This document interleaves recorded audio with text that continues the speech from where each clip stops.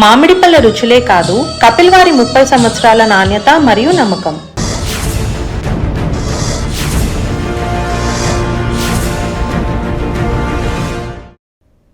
నమస్కారం. Big debate ప్రత్యేక చర్చ కార్యక్రమానికి స్వాగతం.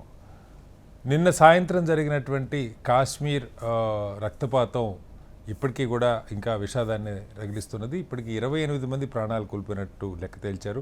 ఇంకా మరో 20 మంది గాయాల పాలై ఆసుపత్రిలో చికిత్స పొందుతూ ఉన్నారు. దాదాపు 25-30 ఏళ్ల తర్వాత టూరిజం కాశ్మీర్లో పెరిగింది. దాదాపు ఈ సంవత్సరం 3 నెలల్లోనే దాదాపు 5 లక్షల మంది అక్కడ సందర్శనకు వెళ్ళారు. అయితే కాశ్మీర్ ఎదుగుదలని ఏమాత్రం సహించలేని ఉగ్రవాదులు, ముఖ్యంగా పాకిస్తాన్ ప్రేరేపిత ఉగ్రవాదులు మట్టుబెట్టే ప్రయత్నం చేశారు. దాదాపు 25 ఏళ్ల తర్వాత దాదాపు సేమ్ తరహా ఆపరేషన్ లాగా జరిగినట్టుగా కనపడుతోంది. అయితే దీనిలో ఇంటెలిజెన్స్ వైఫల్యం ఏమన్నా ఉందా, లేకపోతే భద్రతా పరంగా తీసుకోవాల్సిన జాగ్రత్తలు ఆ ప్రాంతంలో తీసుకోలేదా, ప్రభుత్వం ఇప్పుడు ఏం చేస్తే బాగుంటుంది, ఏ రకంగా దీనికి గుణపాఠం చెప్పాలని దాని మీద ఇవాళ బిగ్ డిబేట్లో ప్రత్యేక చర్చ చేపట్టాం. చర్చలో మనతో పాటు అంబటి రామకృష్ణ గారు, కాంగ్రెస్ పార్టీ ఆంధ్రప్రదేశ్ సీనియర్ నాయకులు మనతో ఉన్నారు. అలాగే లక్ష్మణ్ గారు, ప్రముఖ రాజకీయ సామాజిక విశ్లేషకులు, వారు కూడా మనతో ఉన్నారు. మరి కాసేపట్లో డాక్టర్ ప్రకాష్ రెడ్డి గారు, భారతీయ జనతా పార్టీ నాయకులు, అలాగే పెంటపాటి పుల్లారావు గారు, ప్రముఖ రాజకీయ సామాజిక విశ్లేషకులు కూడా మనతో జాయిన్ అవుతారు. ముందుగా లక్ష్మణ్ గారు నమస్కారం. హలో. నమస్తే లక్ష్మణ్ గారు, ఒకటి మనం ప్రాణాలు కోల్పోయినాయి. నిజంగా దేశంలో అన్ని ప్రాంతాల నుంచి ఇంత పెద్ద ఎత్తున టూరిస్టులు వెళ్తున్న సంగతి నాకైతే అవగాహన లేదు. ఆర్టికల్ 370 రద్దు తర్వాత చాలా భారీగానే అక్కడ ఒక నార్మల్ వాతావరణం ఏర్పడింది అన్నటువంటి ఆలోచనతో, ఎందుకంటే ఎన్నికలు జరిగినాయి, కొత్త ప్రభుత్వం వచ్చింది, ఈ బ్యాక్డ్రాప్లో చాలా భారీగానే వెళ్తున్నారు. ఆల్మోస్ట్ ప్రతి రాష్ట్రం నుంచి చనిపోయిన వాళ్ళు ఉన్నారు, అలాగే అక్కడి నుంచి త్రుటిలో తప్పించుకున్న వాళ్ళు కూడా ఉన్నారు. ఇందులో ఎమ్మెల్యేలు, జడ్జిలు, ఆర్మీ అధికారులు, ప్రభుత్వ ఉద్యోగులు, ఇలా మామూలు సాఫ్ట్వేర్ ఉద్యోగులు, ఇలా లక్షల మంది వెళ్తున్న పరిస్థితి అక్కడ.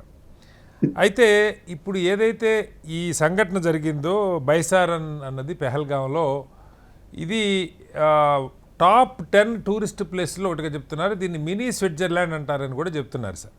మనం వైష్ణోదేవి ఆలయం, అమర్నాథ్ యాత్ర, లేకపోతే దాల్ సరస్సు, ఇలా బాగా ప్రముఖంగా వినపడే పర్యాటక ప్రాంతాల్లో భాగంగానే ఈ పెహల్గావ్ను కూడా చూస్తారని చెప్తున్నారు. ఇలాంటి చోట కొంత ఇంటెలిజెన్స్ సమాచారం కూడా ఉంది అంటున్నారు. హాట్ సమ్మర్ సృష్టించాలని ప్రయత్నం జరుగుతుంది. హాట్ సమ్మర్ అంటే రక్తపాతం వాళ్ళ కోడ్ భాషలో. దాన్ని ఎదుర్కోవాలని కొంత సమాచారం ఉన్నా నిఘా వర్గాలు సరిగా అక్కడ యంత్రాంగం సరిగా స్పందించలేదని విమర్శలు కూడా వస్తూ ఉన్నాయి. ఈ బ్యాక్డ్రాప్లో అసలు జరిగిన సంఘటనని ఎలా అర్థం చేసుకోవాలి? అత్యంత దురదృష్టకరం. 25 ఏళ్ల క్రితం బిల్ క్లింటన్ పర్యటనప్పుడు ఏ పద్ధతిలో జరిగిందో, బిల్ క్లింటన్ ఇక్కడ ఉన్నారు, అప్పుడు సిక్కు మతస్థులను టార్గెట్ చేసుకున్నారు, ఇప్పుడు హిందూ మతస్థులను టార్గెట్ చేసుకున్నారు. మొత్తంగా ఈ సంఘటన ఎలా అర్థం చేసుకోవాలి లక్ష్మణ్ గారు? గారు, మొదట అత్యంత హేయమైనటువంటి ఆటవిక చర్య, ఉగ్రవాదులు 26 మంది పొట్టన పెట్టుకున్నటువంటి ఘటన అతి విషాదకరమైంది. ఆ దాడిలో మృతి చెందిన వాళ్ళందరికీ శ్రద్ధాంజలి ఘటిస్తా ఉన్నాను. ఇవాళ మీరు అన్నట్లు 370 ఆర్టికల్ రద్దు తర్వాత అనేక పరిణామాలు జరిగాయి.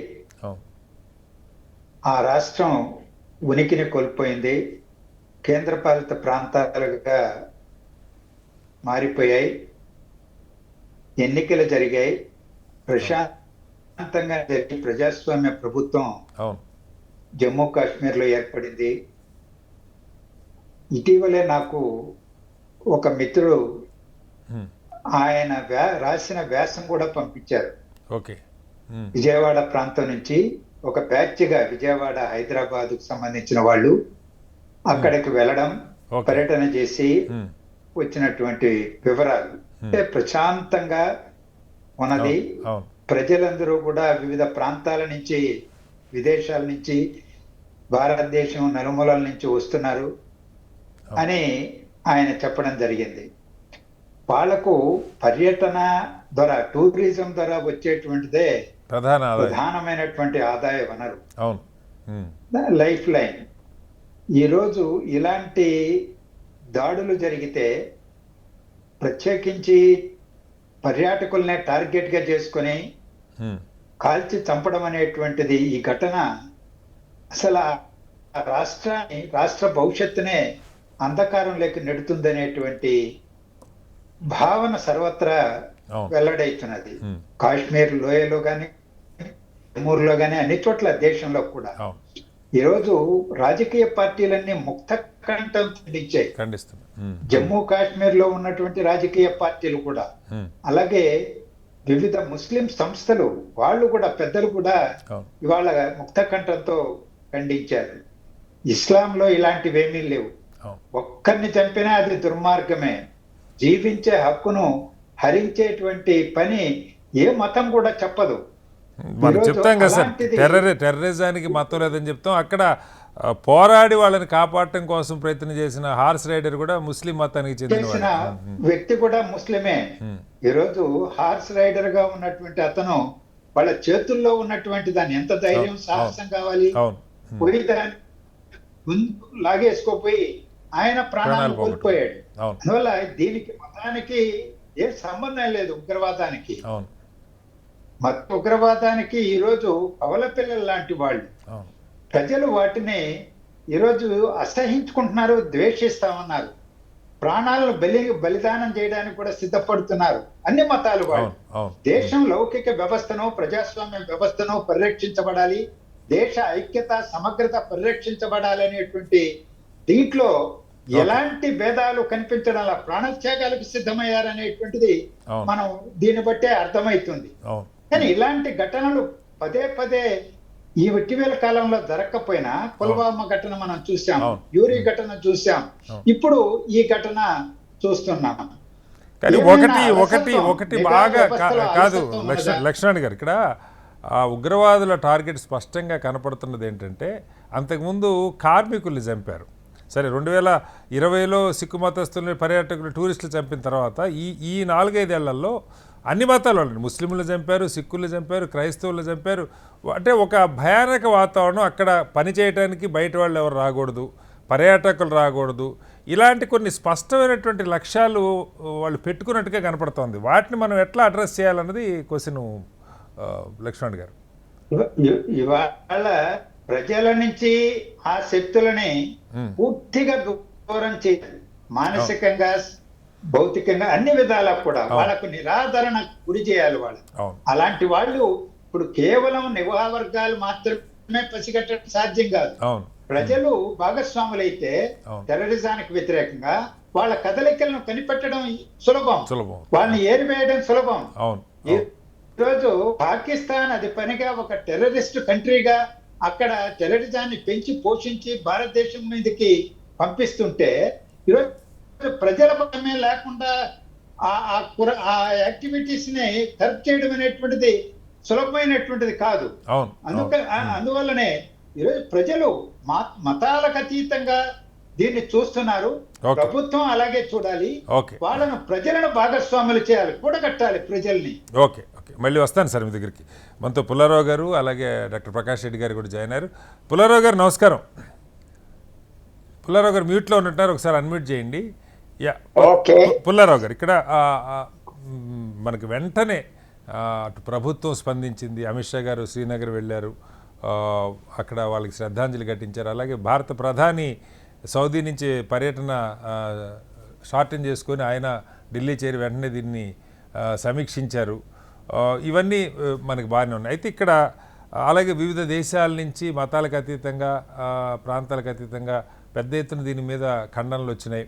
అదే పెహల్గాంలో అన్ని మతస్థులు కలిసి ర్యాలీలు చేశారు దీనికి ఖండనగా. జమ్మూ కాశ్మీర్లో పత్రికలన్నీ వాళ్ళ నిరసన వ్యక్తం చేస్తూ నల్ల రంగులో పత్రికలు ప్రింట్ చేసినాయి. ఒక పెద్ద ఎత్తున దీనికి వీళ్ళకి మద్దతుగా సాలిడారిటీ అయితే లభించింది.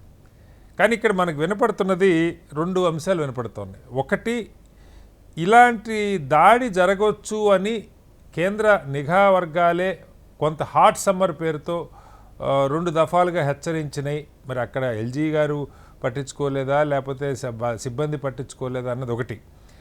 హాట్ సమ్మర్ అంటే ఈ కాశ్మీర్లో రక్తపాతం సృష్టిస్తారని. రెండోది, ఈ పర్టికులర్ ప్రాంతం కాశ్మీర్లో టాప్ 10 టూరిస్ట్ ప్లేసుల్లో ఒకటి. అక్కడ పెహల్గావ్ నుంచి బైసారానికి 6.5 కిలోమీటర్ల దూరం ఉంది. టూరిస్టులంతా ఈ పచ్చిక బయళ్ళు ఉన్నటువంటి ఆ బైసారాన్ ప్రాంతానికి ఈ 6.5 కిలోమీటర్లు రావాలంటే గుర్రబళ్ళ మీద కానీ లేదు కాలినడకన కానీ రావాలి, మరో మార్గం లేదు. అక్కడి నుంచి సెక్యూరిటీ వాళ్ళకి కబురెళ్ళి వాళ్ళు రావాలన్న మిలిటరీనో మరొకళ్ళలో దాదాపు 20-25 నిమిషాలు పడుతుందంటా ఉన్నారు. ఇలాంటి ఆపరేషనే 2000 సంవత్సరంలో బిల్ క్లింటన్ పర్యటనప్పుడు ఛత్తీసింగ్పుర అనే ప్రాంతంలో ఇలాగే ఆర్మీ డ్రెస్సులు వేసుకొని ఆర్మీ వెహికల్స్లో వచ్చి అందరినీ గురుద్వారా దగ్గరికి పిలిచి ఐడెంటిటీ కార్డులు చూసి చంపారు. అదే ఇక్కడ రిపీట్ అయింది. వీళ్ళు కూడా ఎంతమంది అనేది మనకు లెక్క తెలియట్లేదు, 5-6 ఉన్నారు అంటున్నారు. ఈ 5-6 మిలిటరీ డ్రెస్లో వచ్చారు. అందరినీ ఆ రెస్టారెంట్ దగ్గరికి, అక్కడ ఏదో చిన్న రెస్టారెంట్ లాంటిది ఉంది, అక్కడికి జమేశారు, ఐడెంటిటీ వెరిఫై చేసి ఆ తర్వాత చంపారు. ఈ ప్రాసెస్ అంతా ఒక గంట, 2 గంటలు, 3 గంటలు నడిచి ఉంటుంది. దీన్ని ఎలా అర్థం చేసుకోవాలి? ఎక్కడ అంటే అక్కడ సెక్యూరిటీ సిబ్బంది లేకపోవటం అనుకోవాలా, లేకపోతే ఇలాంటి ప్లేసెస్లోకి అసలు టూరిస్టులు మనం ఎలా చేయకుండా ఉండాల్సిందా? అంటే కాలినడకన వెళ్ళే ప్రాంతంలో ఫోర్సెస్ వెళ్ళాలన్నా టైం పడుతుంది కదా, ఎలా అర్థం చేసుకోవాలి? మనం పార్టీ గవర్నమెంట్ మర్చిపోదాం, ఎందుకంటే లేకపోతే పార్టీ డిఫెండ్ చేస్తారు, మర్చిపోదాం. ఎగ్జాక్ట్లీ. ఒకటి, ఇంటెలిజెన్స్ ఏజెన్సీస్ ఎప్పుడు ఇలా చెప్తారు ప్రమాదం జరుగుతుందని, అది అలవాటు. ఎందుకంటే సేఫ్ గా ఉంటాను, సేఫ్ గా జాగ్రత్తగా ఉండాలి. మాకు మెసేజ్ వచ్చింది, అది యూస్లెస్. అది అర్జెంట్ నోటీస్ ఇచ్చి వాళ్ళు గ్యారంటీగా వస్తారు, మనం ఏదో చేయలేము. రెండు, సో వాళ్ళు చేసిన సాయం ఏం లేదు. మూడవది ఏంటంటే మీరు అన్నట్టుగా 2,000 మంది పోగుపడ్డారు అక్కడ.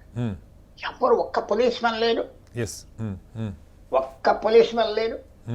మీరు చెప్పింది ఏంటి, అదేదో దూరంగా ఉన్నది. అక్కడ ఒక మేకల్లాగా గొర్రెల్లాగా నిలబెట్టారు. అక్కడ ప్రమాదం అయితే ఎందుకు రానిచ్చారు? నో గో ఏరియా చెప్పాలి కదా గవర్నమెంట్, ఎందుకు చెప్పలేదు? ఏ గవర్నమెంట్ అయినా ఇది పార్టీని వదిలేయండి, పొరపాటే కదా, పొరపాటే కదా. అక్కడ ఉన్న ఆఫీసర్లు అందరూ ఏం చేస్తున్నారు? అది అసలు ఆశ్చర్యమైంది. 2,000 మంది అక్కడ ఉండి గంట సేపు రా పో తిట్టి ఇలా చేస్తే ఒక డ్రోన్ ఉన్నదా వాచ్ చేయడానికి? ఎలాంటి సైన్? ఏమైనా సీసీటీవీ కెమెరాస్ ఉన్నాయా? ఒక్క కానిస్టేబుల్, ఒక్క పోలీస్ మ్యాన్, ఏది డిటెక్టివ్ గా మామూలు బట్టలు వేసుకొని తిరుగుతున్నాడు అక్కడ, అది లేదే. ఎన్ని లక్షల మంది సైన్యం ఉన్నారు అక్కడ, అది చాలా చాలా పొరపాటు. తర్వాత కొంతమంది రాష్ట్ర ప్రభుత్వం ఏం చేస్తుంది అని చాలాసార్లు అడిగితే నేను చెప్పింది ఒకటే, July 12, 2024 last year central government order pass చేసింది. మీరు జూలై 13 చూడండి దయచేసి. ప్రతి all India service officer, IPS, IAS ఎవరు ఉండేదా లెఫ్టినెంట్ గవర్నరే పోస్ట్ చేస్తాడు, లెఫ్టినెంట్ గవర్నరే ఏసీఆర్ తీసుకుంటాడు, అంటే వాడి రిపోర్ట్. కాశ్మీర్ అడ్మినిస్ట్రేటివ్ సర్వీస్ ఆఫీసర్లు కూడా లెఫ్టినెంట్ గవర్నర్ కింద. రాష్ట్ర ప్రభుత్వానికి ఇది సంబంధం లేదు. ఉమర్ అబ్దుల్లా చేయగలిగేది ఏం లేదు. ఉరకనే ఆ కాన్వాయ్లో తిరగలడు, ఏదో అడ్మినిస్ట్రేషన్ కేజ్రీవాల్ చేసినట్టు. ఎందుకంటే యూనియన్ టెరిటరీ, రాష్ట్ర హోదా ఉన్నా కొంత, అందులో ఇది బార్డర్ స్టేట్ మనకు ముందు నుంచి తెలిసిందే కదా. స్పెషల్ పవర్స్ ఇచ్చారు, మంచిది, అలా చేయాలి. ఉమర్ అబ్దుల్లా మంచివాడని నా వ్యూ. ఒక దుర్మార్గుడు రావచ్చు కదా అక్కడ, సో అది తప్పలేదు. కానీ పాటించలేదు కదా, నువ్వు సేఫ్టీ ఇవ్వలేదు కదా. తర్వాత మళ్ళీ మన మాట, ఇది నార్మల్ అయిపోయిన సిచ్యువేషన్ అని ఎందుకు అనాలి? అదే ఇంకా 5 సంవత్సరాలు, 10 సంవత్సరాలు, 15 సంవత్సరాలు ఏదైనా సిచ్యువేషన్ తీసుకెళ్ళాలి, అప్పుడు అనౌన్స్ చేయి. ఇది ఒక టెంప్టేషన్, ఒక టార్గెట్ గా చేశారు కదా. సరే, అందువల్ల మీరు ఆలోచించవలసింది ఏంటంటే తప్పకుండా గవర్నమెంట్ ఫెయిల్ అవ్వండి. ఇప్పుడు ఎతికేవో, చంపేసావు, ఇది చేసావు, వాళ్ళకి ఇచ్చావా, ఎంత చేస్తారు, అది మామూలే. గవర్నమెంట్ ఫెయిల్ అవ్వండి. ఎందుకు ఫెయిల్ అవ్వలేదు? అంతమంది వెళ్తున్నారు అక్కడికి, అది నాకు జవాబు కావాల్సి.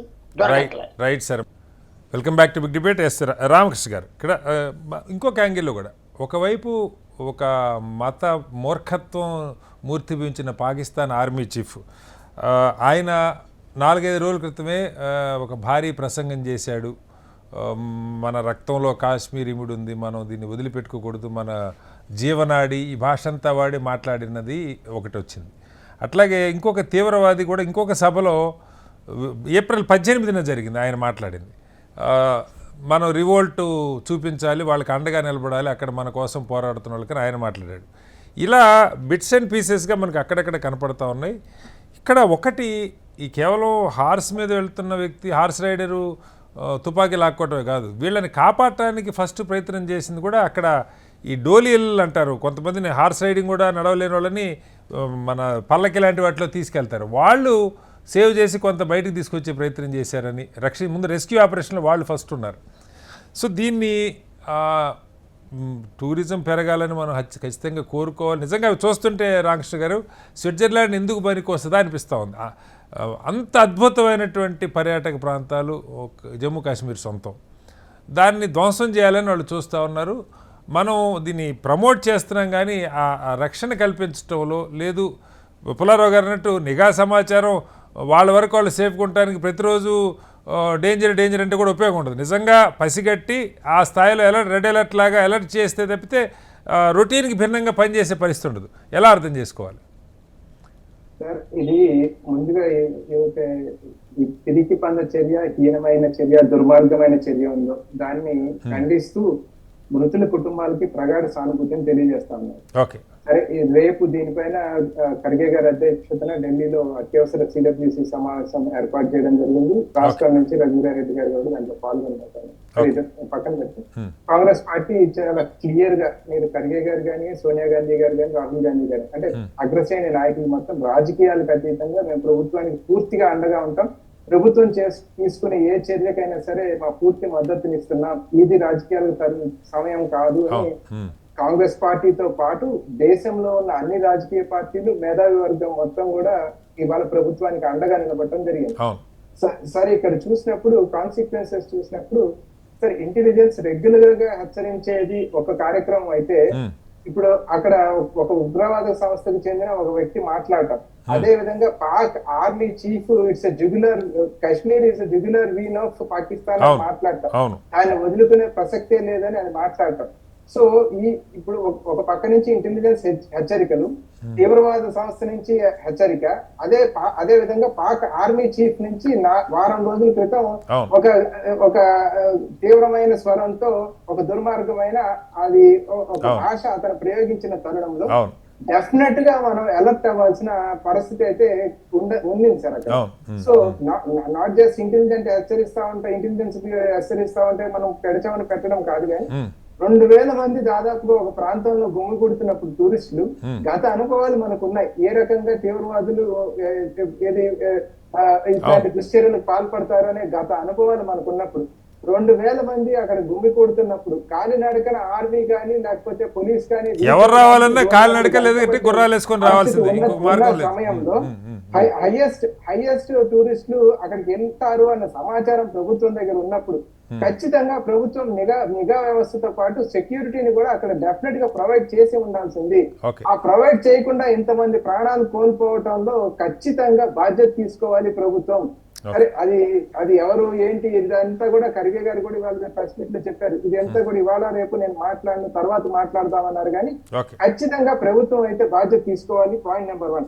సరే, ఇంకొక విషయం ఇక్కడ చెప్పదలిచింది ఏంటంటే, ఇక్కడ కూడా మళ్ళీ కరోనా టైంలో ఏ రకంగా అయితే ఒక వర్గం మీదకి నెట్టేయడానికి ఫస్ట్ టైం అంటే తొలి దశలో ప్రయత్నాలు చేశారు, ఇక్కడ కూడా అదే రకంగా నేనేమంటానంటే దే ఆర్ పాకిస్తానీ టెర్రరిస్ట్. అదే విధంగా వీరు మొత్తం కూడా భారతదేశ పౌరులు ఈ రకంగా చూడటం వదిలిపెట్టి చాలా బాధాకరమైన విషయం, దీన్ని మతాల పరంగా విడగొట్టి విపరీతంగా ట్రోల్ చేస్తా ఉన్న సందర్భంలో సయ్యద్ ఆదిల్ హుసేన్ షా అని చెప్పి ఒక గుర్రపు స్వారీ నడిపే అతను, ఇస్లాం ని ప్రాక్టీస్ చేసే అతను ముస్లిం భారతీయుడు. సో వీళ్ళని కాపాడటానికి అతను ప్రాణాలు పణంగా పెట్టి ప్రాణాలు త్యాగం చేశాడు సార్. సో దాన్ని మరి ఈ రకంగా హిందూ ముస్లిం ఆ గొడవ సరే అది కాలానికి వదిలేద్దాం సార్, భవిష్యత్తులో అదేం జరుగుతుందో మనం. మంచి పాయింట్ మీరు చెప్పింది, వ్యాలిడ్ పాయింట్, కాదట్లేదు. కాదు సార్, నేనే ఏ రాజకీయ పార్టీని విమర్శించట్లా, ఎవరైనా కానీ ఆ రకంగా ప్రయత్నం చేస్తే అది చాలా తప్పు. ఇక్కడ ఉన్న వాళ్ళు భారతీయులు, వచ్చిన వాడు పాకిస్తాన్ వాడు, మనం అదే దృష్టితో చూడాలి తప్ప ఇక్కడ మనల్ని మనం డివిజన్ చేసుకొని మనల్ని మనం గీత గీసుకున్నప్పుడు అది ఆ ఎదుటి వాడికి అస్త్రంగా మారే అవును, ప్రమాదం అవును, ఉంది సార్. అవును, అవును. ఇప్పుడు ఇక్కడ మీకు ఒక చిన్న విషయం చెప్తాను సార్. ఇప్పుడు వాళ్ళు ఒక పర్టికులర్ సెక్షన్ ఆఫ్ పీపుల్, అంటే సే ఫర్ ఎగ్జాంపుల్ హిందువులనే టార్గెట్ చేసి పాకిస్తానీ ఇస్లాం టెర్రరిస్టులు చంపారు అని మనం మాట్లాడుతున్నప్పుడు అవును. ఇది ఇక్కడ విద్వేషం, ఇక్కడ భారతదేశంలో పుట్టిన ఒక మతం పైన విద్వేషాలు కనుక రెచ్చగొట్టే పరిస్థితి ఉంటే వాడు కోరుకుంది అదే కదా. వాళ్ళు అది ఒకటే కాదు సార్, మనం గమనించాల్సింది రామకృష్ణ గారు, వాళ్ళు అంతకుముందు ఇలాగే సిక్కు మతస్థుల్ని చంపారు, ముస్లింల్ని చంపారు. ఇప్పుడు మీరు చెప్పిన హార్స్ రైడర్ ముస్లిం కదా, వాడికి అర్థం కావట్లేదు ముస్లిం అని. ఖచ్చితంగా ముస్లిం అని తెలిసే చంపాడు. మనం ఈ రకమైన ప్రచారం చేస్తే అది మనం భారతదేశంగా మనం బలహీన పడతాం, వాడు మనం బలహీన పడాలనే వాడు కోరుకొని ఈ ప్రయత్నం చేసింది కదా. సో వాడి ప్రయత్నానికి మనం ఊతం ఇవ్వడానికి లేదు. దీన్ని మతపరంగా దయచేసి చూడవద్దు. భారతీయులు 28 మందిని వాడు చంపాడు. దానికి మనం ప్రభుత్వం ఏ రకంగా రిటాలియేట్ చేయాలి, దానికి అండగా అన్ని రాజకీయ పార్టీలు మీతో మేము ఉన్నాము అన్న తర్వాత ఈ రకమైన ప్రచారం ఎవరైతే చేస్తా ఉన్నారో ఖచ్చితంగా చర్యలు కూడా తీసుకోవాలి. కట్టడి చేయాలి సార్, లేకపోతే దేశం యొక్క ఐక్యతకి ప్రమాదం. వాడు టెర్రరిస్ట్ కోరుకున్న లక్ష్యాన్ని మనం నెరవేర్చిన వాళ్ళం అవుతాం. సో దీన్ని కేంద్రం చాలా సీరియస్ గా యాక్ట్ చేయాలని రిక్వెస్ట్ చేస్తా ఉన్నాను కటారి గారు. Right sir. ప్రకాష్ రెడ్డి గారు, ఇక్కడ మనం చాలా కాలంగా కోరుకున్న ఒక ప్రశాంతత, సరే పార్టీలు విభేదించిన ఆర్టికల్ 370 రద్దు ప్రభుత్వ నిర్ణయం ప్రకారం జరిగింది. ఆ తర్వాత చాలామంది డౌట్ పడ్డారు, అసలు ఎన్నికలు పెడతారా పెట్టరా కనుచూపాట్లని. కానీ ప్రభుత్వం ఒక ట్రాన్స్పరెంట్గా ఎన్నికలు జరిగినాయి. అక్కడ ఒక డెమోక్రాటిక్ ఒక పార్టీ ఎన్నికైంది. బహుశా దాని తర్వాతే ప్రజలకు కూడా ఒక కాన్ఫిడెన్స్ వచ్చింది, అక్కడ నార్మల్సీ ఉంది అని. ప్రభుత్వ ప్రచారం కానివ్వండి, సంభవం లక్షల మంది వెళ్ళటం నిజంగా ప్రకాష్ రెడ్డి గారు నేనైతే ఊహించలే అంత త్వరగా అంతమంది వెళ్తారని. బాగా దానికి ఆదరణ లభించింది వాస్తవంగా.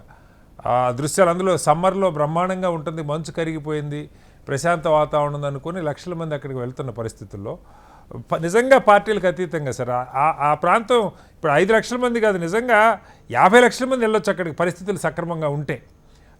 అది జరగకుండా ఉండటం కోసమే పాకిస్తాన్ ఈ కుట్ర పన్నుతూ ఉన్నది.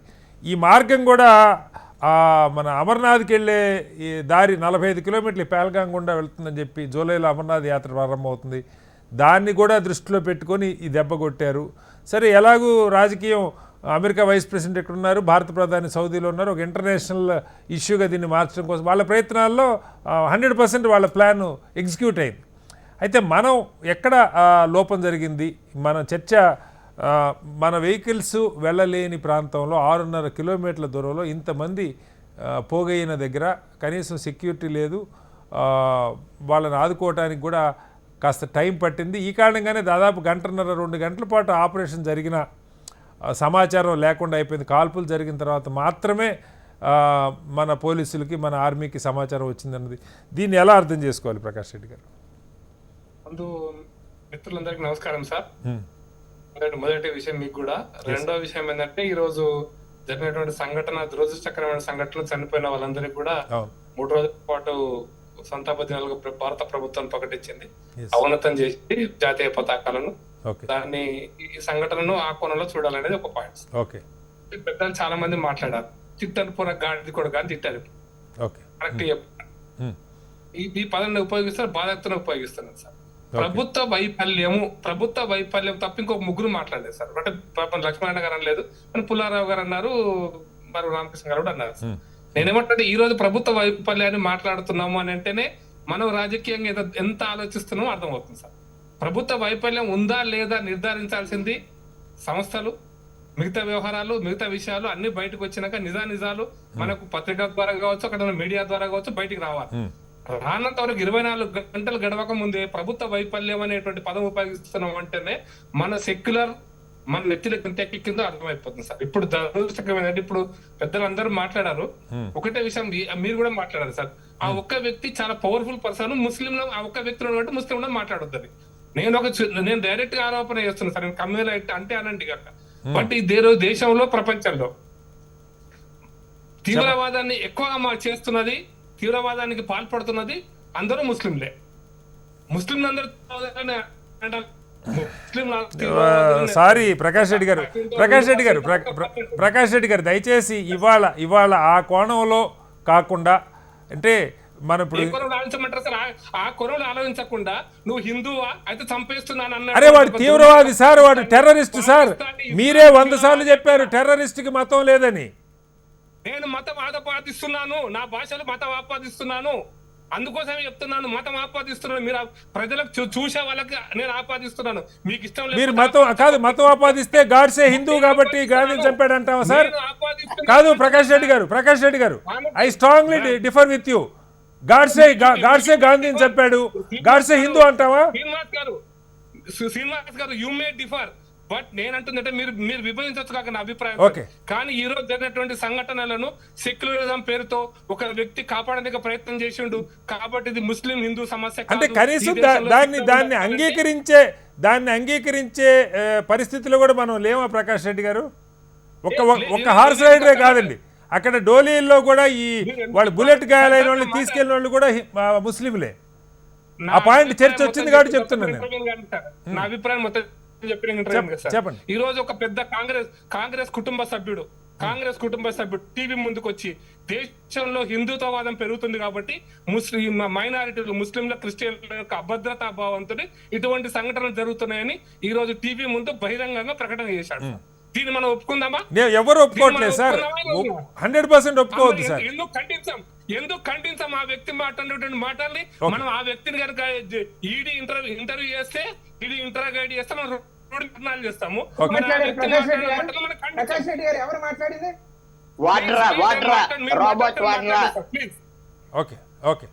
రోబర్ట్ వాడ్రా మాట్లాడింది ఈ రోజున ఈ మాట మాట్లాడుతున్నప్పుడు కాంగ్రెస్ కుటుంబ సభ్యులు దీన్ని ఖండిస్తారా, దీన్ని సమర్థిస్తారా? ఇది దేశ ప్రజలు ఎదురు చూస్తున్నారండి. ఖచ్చితంగా ఖండించాల్సిందే సార్, ఎవరు చేసినా ఖండించాల్సిందే. ప్లీజ్ నా మాట మొత్తం కానీ ఇక్కడ మీరు ఎప్పుడు మీరు 20 నిమిషాలు కూర్చున్నాను కదా మాట్లాడుతున్నప్పుడు ఒక్క నిమిషం కూడా మాట్లాడాలి కదా. నేను చాలా స్పష్టంగా చెప్తున్నాను సార్, ముస్లింలు అందరూ తీవ్రవాదులు కాదు సార్. 99.999% మంది మంచి వాళ్ళు సార్. కానీ తీవ్రవాదం ఎక్కడి నుంచి వస్తుంది అనేటువంటిది ఆ తీవ్రవాదులకు పాకిస్తానీ ఏజెంట్లకు కాశ్మీర్ లో ఉన్న తీవ్రవాదుల మద్దతు కూడా ఉంటుంది, డెఫినెట్ గా ఉంది, లేకుండా జరగదు. అగ్రి కొంతమంది మద్దతు లేకపోతే చేయలేరు.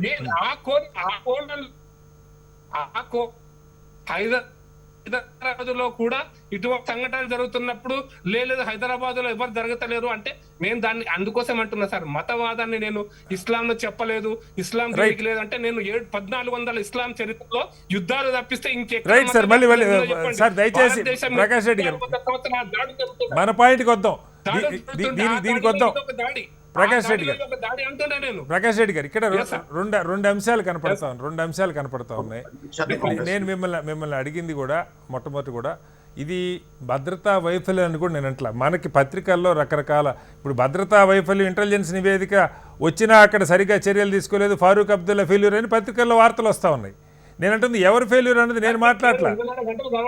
ఎగ్జాక్ట్లీ ఇప్పుడు ఇవన్నీ కాదు సార్. ఎప్పుడెప్పుడు మీటింగ్ ప్రభుత్వం లీక్ ఇచ్చిందా, ఏ సమయంలో విదేశీ వ్యవహారాల కార్యదర్శి హెచ్చరించారు, ఏ సమయంలో ఇంటెలిజెన్స్ నివేదిక వచ్చింది, ఇవన్నీ కూడా డేట్లతో సహా బయటకు వస్తున్నాయి సార్. మామూలుగా మనకెవరికి తెలియదు ఆ డేట్లు. ప్రధాన పత్రికల్లో వస్తున్న వార్తలు బట్టి నేను అడుగుతున్నా, ఇది ఇంటెలిజెన్స్ ఫెయిల్యూరా కాదా, భద్రతా ఫెయిల్యూరా కాదని కూడా అంటలేదు సార్. కానీ పాయింట్ ఏంటంటే మన కామన్ సెన్స్తో ఆలోచిస్తున్న దగ్గర 6.5 కిలోమీటర్లు నడవటానికి తప్ప, హార్స్ రైడింగ్ తప్ప వెహికల్స్ వెళ్ళలేని ప్రాంతంలో ఇంతమంది గుమికూడుతున్నప్పుడు ఎవరైనా కామన్ మ్యాన్కి ఏమనిపిస్తుంటే కొంత సెన్సిటివ్ ఏరియాలో సెక్యూరిటీ ఎందుకు లేదన్న ప్రశ్నే, అంతకంటే ఏం లేదు. ప్రకాష్ రెడ్డి గారు, వీఆర్ ఆల్ విత్ యూ. విషయాలు క్లియర్ చేసి మీరు ఎవరైనా మాట్లాడచ్చు సార్. 2 విషయాలు అన్ఇంటరప్టెడ్. ఈ సంవత్సరము అంటే 2023-24 సంవత్సరంలో సుమారుగా ప్రపంచం నుంచి భారతదేశం నుంచి కావచ్చు 2.4 కోట్ల మంది జమ్మూ అండ్ కాశ్మీర్ విజిట్ చేశారు సార్. 2022-23లో 2.2 కోట్లు పోతే ఈ సంవత్సరం 2.48 కోట్ల మంది పోయారు సార్. టూరిజం పెరుగుతుంది సార్, బాగా పెరుగుతున్న దాని వల్ల కాశ్మీర్ యొక్క ఆర్థిక కూడా మెరుగుపడుతుంది.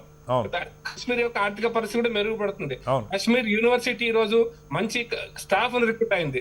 చాలా సంవత్సరాల తర్వాత కాశ్మీర్ లో విద్యా విధానం చాలా అద్భుతమైనటువంటి విద్యారంగం కోసం ప్రయత్నాలు జరుగుతున్నాయి. హైవేస్ కోసం మీరు ఇలా పాల్గాం అక్కడ చూడండి, అక్కడ ఇన్ఫ్రాస్ట్రక్చర్ డెవలప్మెంట్ కోసం కూడా మీరు ఇలా టీవీలలో నేషనల్ టీవీస్ చాలా మంది చూపించారు. రోడ్ ఎట్లా వేస్తున్నారు, ఆ గేట్ దగ్గర ఎట్లా వేస్తున్నారు, అవన్నీ కూడా రాబోయే రోజుల్లో మౌలిక వసతుల కల్పన కోసం భారత ప్రభుత్వం చాలా అత్యధికమైనటువంటి ప్రయారిటీతో ఖర్చు పెడుతూ దాన్ని ముందుకు పోతుంది సార్. ఈ సందర్భంగా పాకిస్తానీ తీవ్రవాదులు జరిగినటువంటి చేసినటువంటి సంఘటనే కావచ్చు కాక, పాకిస్తాన్ లో దాని వల్ల మీరు అన్నట్టు అక్కడ సైన్యాధ్యక్షుడు ఇంకొకరు మతవాదంతో, నేను అదే అంటున్నా, మతవాదం దేశాలకు ఉంటాయని మాట్లాడుతున్నావు అన్న ఏ విషయాలైతే మేము ఉటంకిస్తున్నామో మా సైద్ధాంతికంగా అదే విషయాలను వాడు ఉటంకించాడు. వాడు అనే పదవి ఉపయోగిస్తున్నాడు, వాడు ఉటంకించాడు. కాబట్టి జరుగుతున్న పరిణామాలకు చారిత్రక నేపథ్యంలో ఎవరు బాధ్యులు ఎవరు కాదనేది మనం ఒక అంశం ఆలోచించాలి. రెండో అంశం నేనేమంటానంటే సార్, వైఫల్యం ఉందా లేదా, వైఫల్యం ఉంటే నేను మా ఫ్రెండ్స్ చాలా మంది పాల్గాంకు ఒక 2 నెలల కింద పోయారు. అంతేందుకు మీ జర్నలిస్ట్ రిపోర్టర్స్ కూడా ఈరోజు నాకు చాలా మంది కలిసారు. చాలా మంది రిపోర్టర్స్ 2-3 రిపోర్టర్ అక్కడ పోయి వచ్చిన వాళ్ళు, అన్న ఇడికి పోయి వచ్చిన పాల్గాం పోయి వచ్చిన మా సీనియర్ రిపోర్టర్స్ ఏమి జరిగినప్పుడు బాగానే ఉంటది ప్రకాష్ రెడ్డి గారు, ఏదైనా జరిగినప్పుడే కదా ఈ చర్చ వస్తుంది, మీరు కూడా అర్థం చేసుకోవాలి. నేను అందుకోసం అంటున్నాను సార్, నేను అందుకోసం అంటున్నాను 2 రోజులు ఆగితే అది భద్రతా వైఫల్యమా, నిఘా వైఫల్యమా, ఇంకొక వైఫల్యమా, దాని వెనుక హస్తమే వడ్డీ, చెయ్యవడ్డీ, కాలేవడ్డీ బయటకు వస్తుంది. అప్పటిదాకా మనం సంయానంతో ప్రభుత్వం మీద ఆరోపణ చేయకుండా అది గౌరవప్రదంగా మాత్రం అభిప్రాయం. దాని మీద చాలా రకరకాల వెర్షన్స్ చెప్తున్నారు.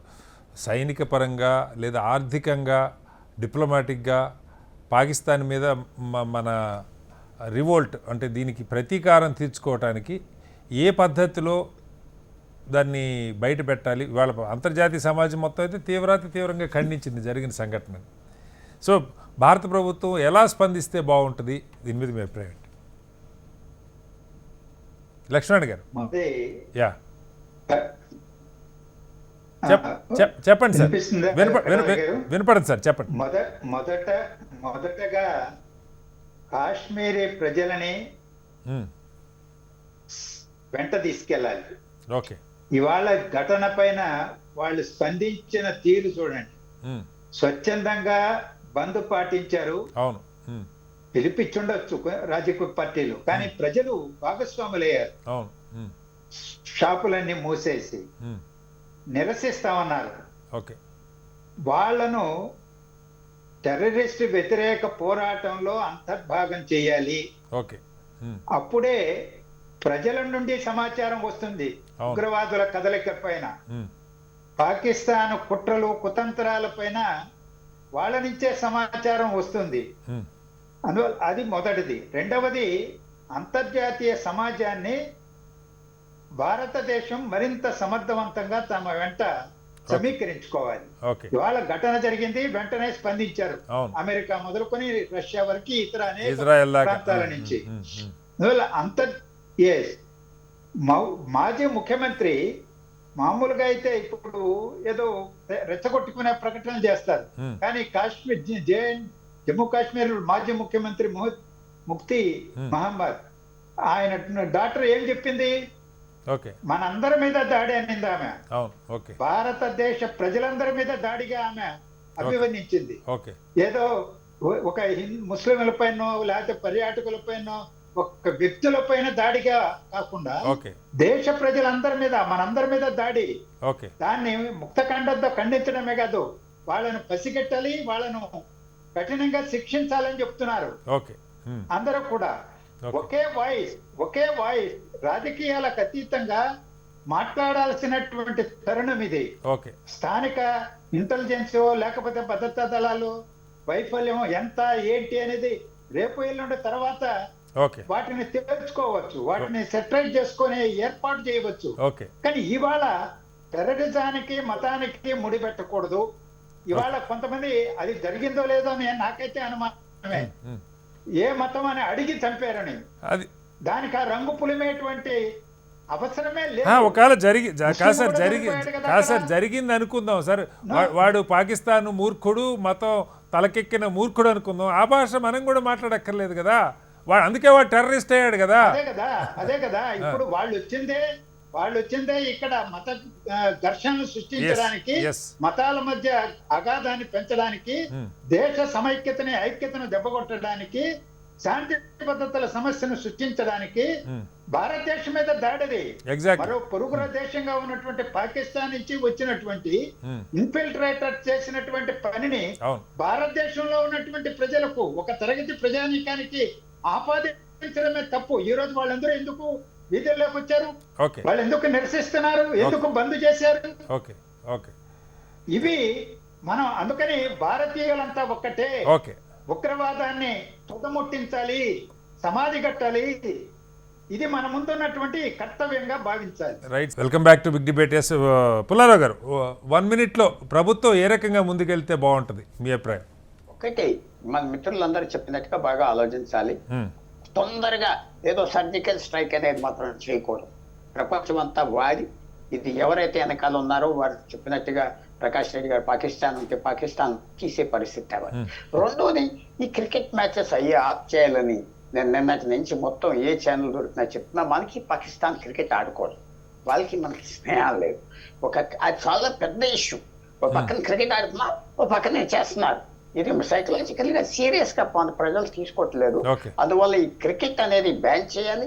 తర్వాత ఇంకోటి ఫనీ పాయింట్ ఏంటంటే, బాలీవుడ్ హిందీ సినిమా ఒక్కడు కమెంట్ చేయలేదు ఇప్పుడు వరకు. ఎందుకు కమెంట్ చేయలేదంటే వాళ్ళ టికెట్లు అయ్యి దుబాయ్ అంతా పోతాయని వాళ్ళు చేశారు సార్. ఈ రోజు అనుపమ్ ఖేర్, అమితాబ్ బచ్చన్ కూడా రియాక్ట్ అయ్యారు. ఇవి సెన్సిటివ్ కాదు సార్, ఇవి సరే ఎవడి బాధలు వాడిది, వాళ్ళ సెన్సిటివ్. అది బాలీవుడ్ వాళ్ళైనా టాలీవుడ్ వాళ్ళైనా సినిమా వాళ్ళకి వదిలేద్దాం, వాళ్ళ వ్యాపారం వాళ్ళది. అది పక్క పెడితే ప్రభుత్వం దీని మీద మెయిన్ థింగ్ క్రికెట్ కూడా మనం వాళ్ళతో కూర్చోకూడదు. బంగ్లాదేశం అనే ఎవరైతే మళ్ళీ సరిగ్గా చూడకపోతే ఇది మాత్రం చేయకూడదు. రైట్ సార్, మళ్ళీ వస్తాను మీ దగ్గరికి. రామకృష్ణ గారు, బహుశా మీ వర్కింగ్ కమిటీ మీటింగ్ రేపు ఉండొచ్చు. దీని మీద ఏదైనా ఒక అఖిలపక్షం కూర్చొని ఒక ఏకాభిప్రాయానికి వచ్చి, సరే చర్యలు ప్రభుత్వం అల్టిమేట్గా ప్రభుత్వం ఏం చేయాలన్నది ఎలా ముందుకెళ్ళాలి ప్రభుత్వం నిర్ణయం చేసుకుంటుంది, కానీ దీని మీద అంతా కలిసి కూర్చొని మాట్లాడుకునే అవకాశం ఉంది సంఘీభావం తెలుపుతున్నప్పుడు. సార్, కాంగ్రెస్ పార్టీ ప్రభుత్వాన్ని అదే కోరింది సార్. మేము బయట దీని గురించి ఏమీ మాట్లాడదలుచుకోలేదు. ఒక అఖిల పక్షాన్ని పిలిచినప్పుడు ప్రభుత్వ ఆలోచన ఏమిటి, మాకున్న ఆలోచనలు ఏమిటి, అందులో మీకు నచ్చింది ఏమైనా ఉంటే తీసుకోండి, నచ్చంది ఉంటే వదిలేయండి. బట్ అందరం కలిసి కూర్చొని చర్చించాలి. దేశానికి సంబంధించిన సమస్య అని ఖర్గే గారు స్పష్టంగా మాట్లాడడం జరిగింది. ఆయన విలేకరులు నొక్కి మాట్లాడినప్పుడు కూడా ప్రభుత్వంతో కూర్చొని చర్చించేటప్పుడు ల్యాప్సెస్ ఏమన్నా ఉంటే అక్కడ మాట్లాడతాం, కానీ పబ్లిక్ లో మాట్లాడాల్సిన ఇష్యూ కాదు, మేము మాట్లాడము అనేది కాంగ్రెస్ పార్టీ. ఏదైనా ఇండివిజువల్ పార్టీకి సంబంధం లేని వాడు వచ్చి మాట్లాడితే అది బీజేపీకి అస్త్రం వచ్చేటంట్లో ఉపయోగపడుతుంది తప్ప పార్టీకి ఉపయోగపడే కార్యక్రమం. ప్రకాష్ రెడ్డి గారు, ఆఖరిగా అంటే తీవ్రవాదం అన్ని మతాల్లో ఉంది, ఖలిస్తానీ ఉగ్రవాదం ఉంది, లేకపోతే ఇంకొకటి ఉంది, క్రిస్టియానిటీలో కొట్టుకుంటున్నారు, గ్రూపులు ఉన్నాయి, ముస్లింలు కొట్టుకుంటున్నారు, ఇవన్నీ పక్క పెడదాం సార్. దీని మీద ప్రభుత్వం నిజంగా సమాజం మొత్తం అయితే కలిసి వస్తే వ్యక్తులుగా ఎవరు చేసినా తీవ్రంగా ఖండించాల్సిందే. పార్టీలుగా చేస్తే కేవలం వ్యక్తిగతం నూరుకోవడం కాబట్టి చర్యలు తీసుకోవాల్సింది. ఎవరు మాట్లాడినా, ఏ సందర్భంలో మాట్లాడినా అల్టిమేట్గా ప్రభుత్వం ఏ రకం ముందుకు వెళ్ళిపోతుంది? 1 minute లో ప్రకాష్ రెడ్డి టైం అయిపోయింది, మన్నించాలి. ఈ రోజు దేశం అంతా కూడా ఒక తాటిపై ఉన్నారు సార్. ఈవెన్ కశ్మీర్ లో కూడా గులాం నబీ ఆజాద్ నుంచి మొదలు పెడితే ఫరూక్ అబ్దుల్లా, ఉమర్ అబ్దుల్లా వరకు అందరూ కూడా మంచిగా స్పందించిన తీరు చాలా అద్భుతంగా ఉంది సార్. దాంట్లో తప్పేం, బాగా అందరూ గులాం నబీ ఆజాద్ అందరూ బాగా రియాక్ట్ అయినారు. అందరూ కూడా సంఘటన ఖండించారు, ఖండించాలి కూడా.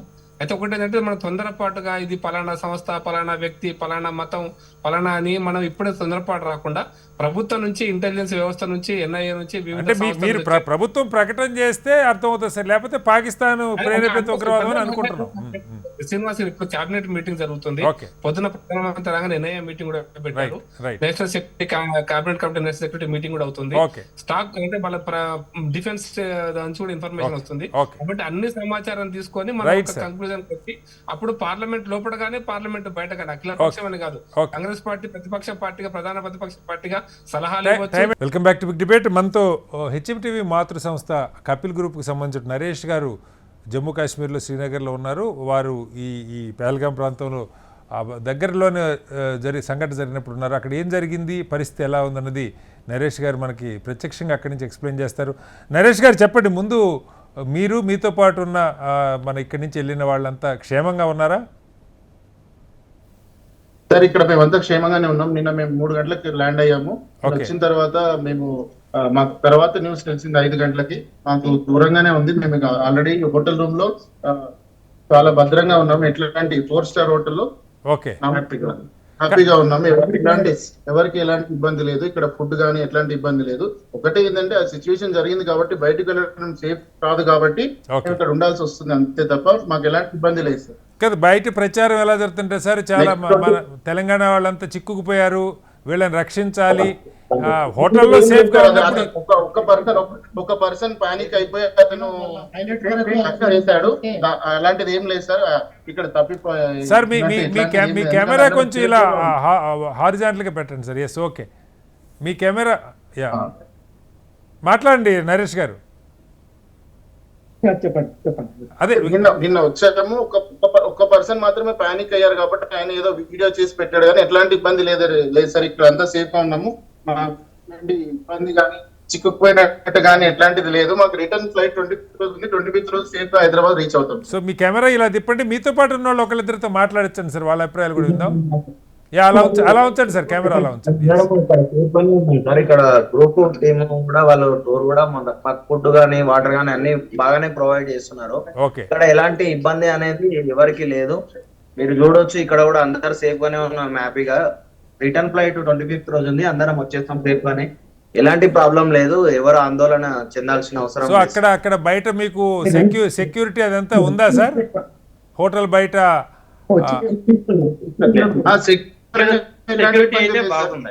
సెక్యూరిటీ పరంగా ఎలాంటి ఇబ్బంది లేదు సార్. ఆల్రెడీ ఎస్పీ గారు, నార్త్ జోన్ ఎస్పీ గారు కూడా షౌకత్ గారు కూడా విజిట్ చేసి వెళ్ళిపోయారు. ఆయన ఇక్కడే 100 మీటర్స్ దూరంలో ఉంటారట. ఫోన్ నెంబర్ కూడా ఇచ్చేసి వెళ్ళారు. మీకు ఎలాంటి ఇబ్బంది ఉన్నా 2 నిమిషాల్లో మీ దగ్గర ఉంటామని చెప్పారు సార్.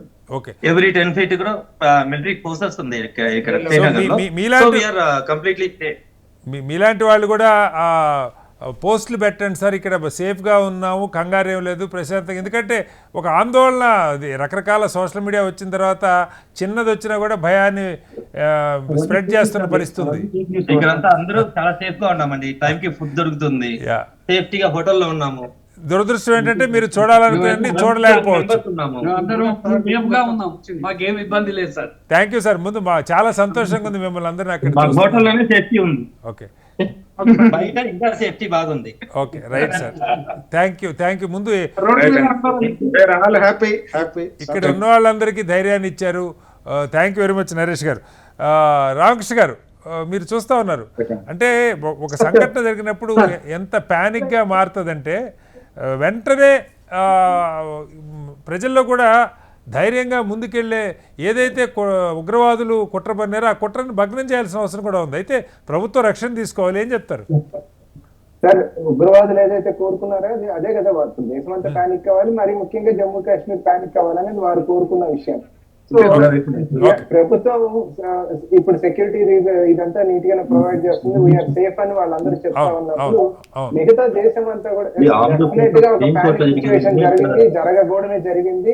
దాన్ని దేశం అంతా ముక్తఖండంతో ఖండించింది. కానీ మిగతా వారు ఎవరు కూడా అంత కంగారు పడాల్సిన అవసరం లేదు. దీని గురించి అనవసరమైన వార్తలు స్ప్రెడ్ చేయకూడదని కూడా రిక్వెస్ట్ చేస్తాం. Right sir. ప్రకాష్ రెడ్డి గారు, మీరు విన్నారు, కపిల్ గ్రూప్కి చెందిన ఉద్యోగులు, వాళ్ళ కుటుంబాలు అక్కడ ఉన్నారు.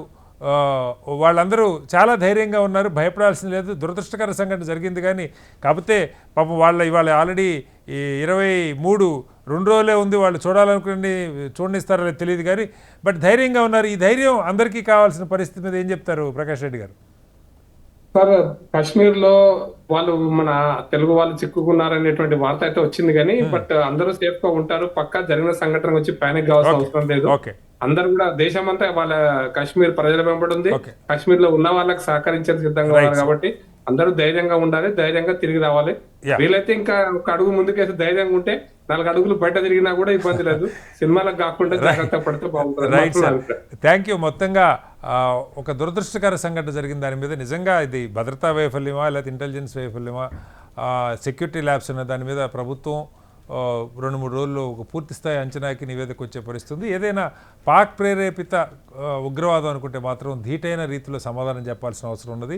దీనిలో హిందూ ముస్లిం గొడవ లేదు, టెర్రరిజానికి మతం లేదని మనం పదే చెప్పుకుంటూ ఉన్నాం.